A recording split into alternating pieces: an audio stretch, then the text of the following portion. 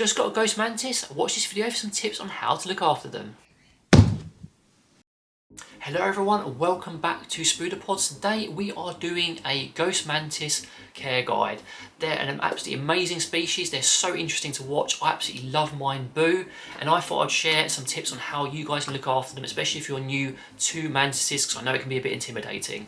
Now, the Phyllocrania Paradoxa in the scientific terminology, or Ghost Mantis, is one of the most charming beginner level species for mantid keepers. These are quite easy to look after. They are tolerant of a few husbandry mistakes, but they do have some very specific requirements you need to be aware of. As a species, I just love how they look. They kind of look almost like an alien leaf. If you had a leaf on a plant that was from an alien world, that's what they remind me of. I absolutely love the shape of their heads and just how unique looking they are. And because they are beginner friendly, they are immensely popular as a species and lots of people love to get them. I think one of my favourite things about them is their defence mechanism. They tend to sort of like sway and move like a leaf in the wind, basically, to try and trick predators into thinking that's exactly what they are. And that's something that they will display a lot, especially if you have a lot of space in your enclosure, or if they get startled, they'll start swaying frantically, and it's a really, really interesting and charming species trait. So let's start off by looking at the sort of enclosure you want for your Ghost Mantis. Now, most people keep their Ghost Mantises in a roughly 25 by 15 by 15 centimetre enclosure, and the 25 should be in height as well, by the way. The height is more important. Some people go slightly smaller, some people go slightly larger, but that's generally the guideline you want for their enclosure size. And I'll talk a little bit about why a little bit later. Kitting it out wise, it is really important to have a mesh or some sort of fabric on the ceiling of the enclosure. We just use organza, which is very, very cheap, and we attach it with magnets. We cut it to size, pop it on top, and it's ready. That provides them a way of moving around the ceiling, and if they need to molt, they can molt on the ceiling if they want to. You want plenty of branches, you want a substrate base, maybe with some spring tusk to clean up any mess and mold down there, and just generally lots of furnishings and things they can crawl on and crawl across of.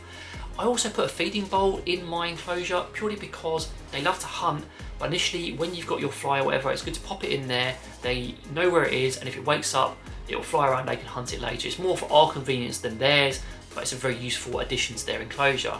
Otherwise, you can let your imagination run wild. As long as you've got your substrate, you've got some organza in there, you've got some furnishings they can hang from for molting.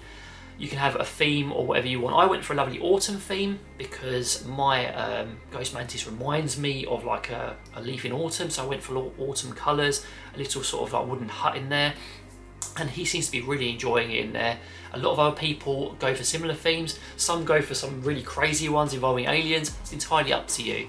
Now, diet wise, if you've got a very small Ghost Mantis, maybe L-star like 2 to 4, you can feed them primarily on fruit flies. You can also provide them a green bottle occasionally, but that will depend on how big they get, and you can observe that through the size of the abdomen, which also looks a bit different to most mantids.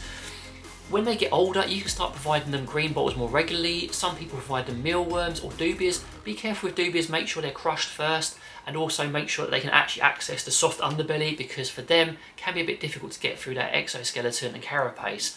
Other people experiment with larger prey, but I find these types of prey work best, and flies are probably their staple green bottles. It's the healthiest for them, most nutritious, and it is fun watching them hunt them.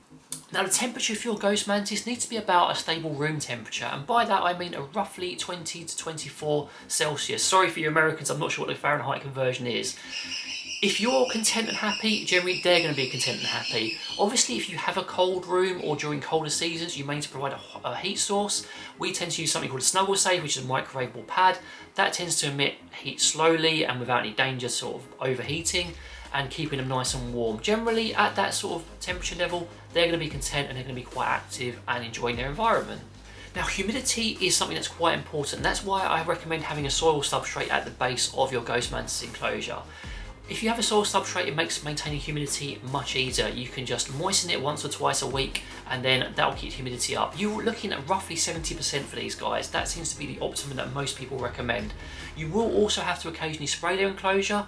During winter months, cooler months, you can do that twice a week. During summer, you're going to have to do it more frequently because they may want to drink and you want to keep that humidity up, especially if they're going to be going into molt.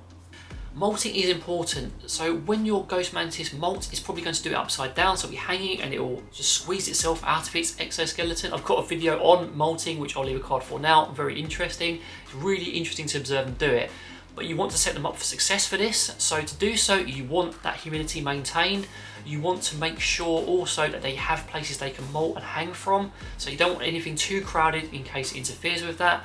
And you also want to make sure that you do not feed them immediately after molting, because they won't be able to eat, they'll need to harden up. So give them a bit of time afterwards. Generally these guys molt very quickly. We have jumping spiders who take absolutely ages to molt. These mantis seem to do it very quickly, so 1 minute you'll be looking, the next day like, oh, we squeezed out. Just be aware and make sure that the environment stays nice and stable for them. Just a little bit of extra information about your Ghost Mantid. Your Ghost Mantid will look slightly different if they're a male or female. If they're a female, their abdomen will only have 6 segments. If they're a male, it'll be slightly longer with 8 segments. Also, their head shape will be slightly different. The females tend to have a more rectangular head shape, whereas the males tend to be more like corrugated almost, and that's quite interesting to see in them.